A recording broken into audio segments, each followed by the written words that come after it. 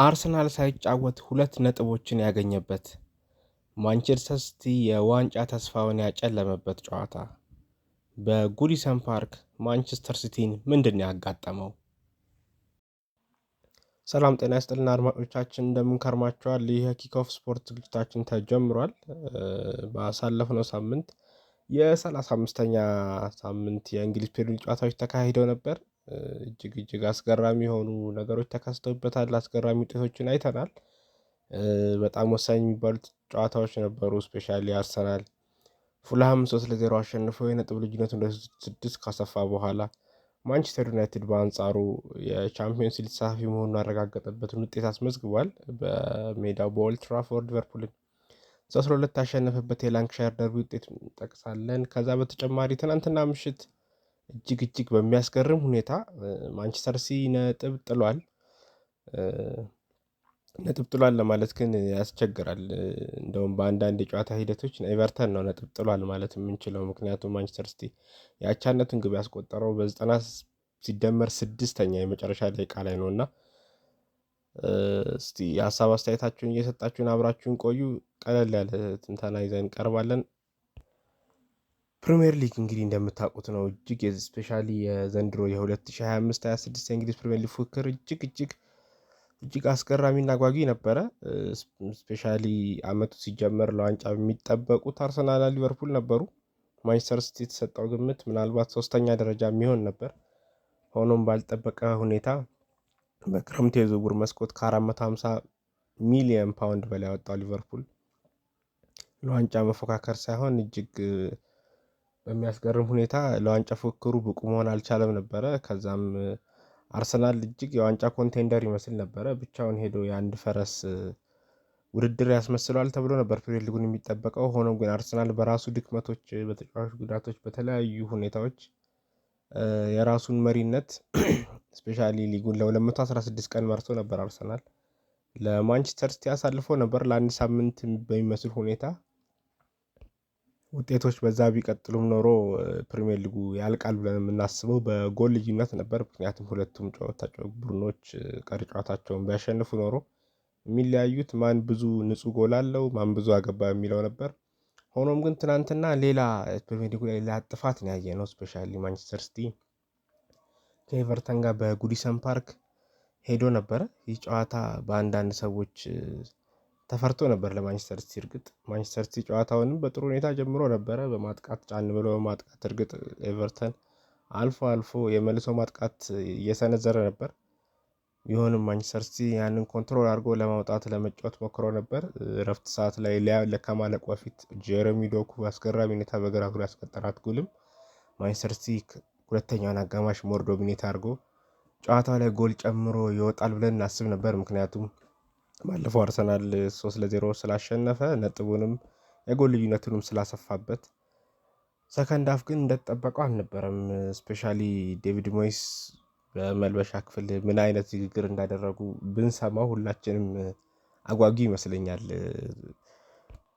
ስፔሻሊ ኤቨርተን በሁለተኛ አጋማሽ ኢነርጂ ጨምሮ ሞር ወደ ማንቸስተር ሲቲ የግብ ክልል ተጠግቶ ነበር መጫወት የቻሉት።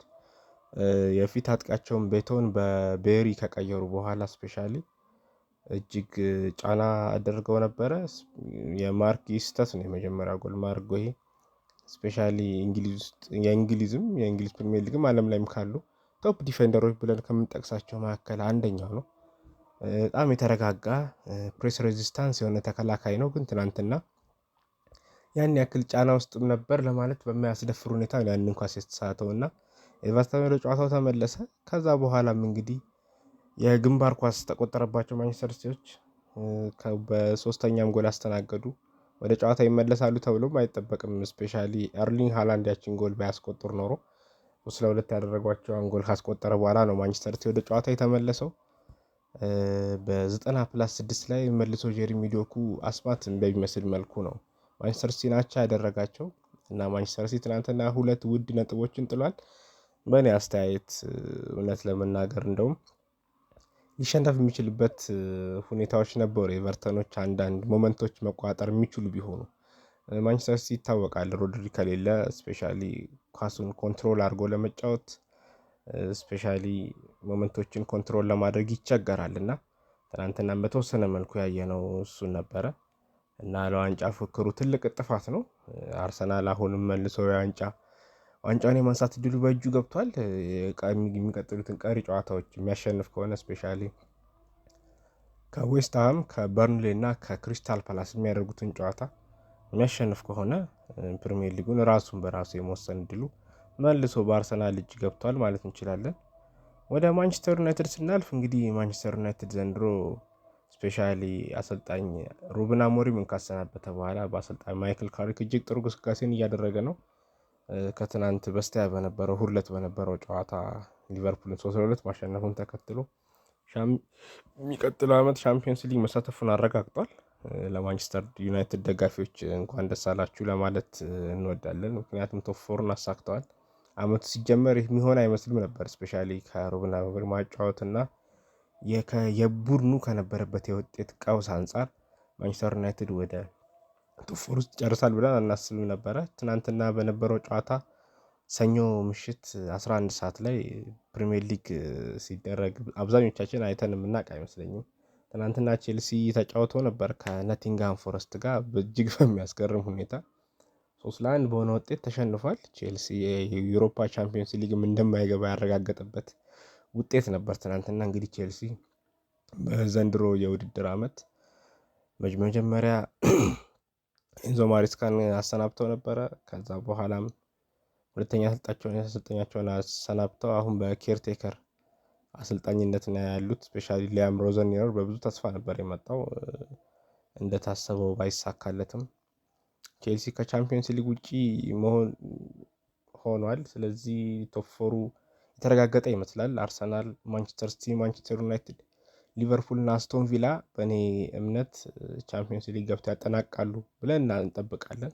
ዲስፓይት ቀሪ 3 ጨዋታዎች ቢኖሩም ፕሪሚየር ሊጉ ላይ ዛሬ የሚጠበቅም የቻምፒዮንስ ሊግ የግማሽ ፍጻሜ ሁለተኛ ዙር ጨዋታ አርሰናል በኤምሬትስ ስታዲየም አትሌቲኮ ማድሪድን ያስተናግዳል። ይህም ጨዋታ አጓጊ ነው። በዚህ ጨዋታ ሰፋ ባለ ትንተና ወደ በኋላ እንመለሳለን።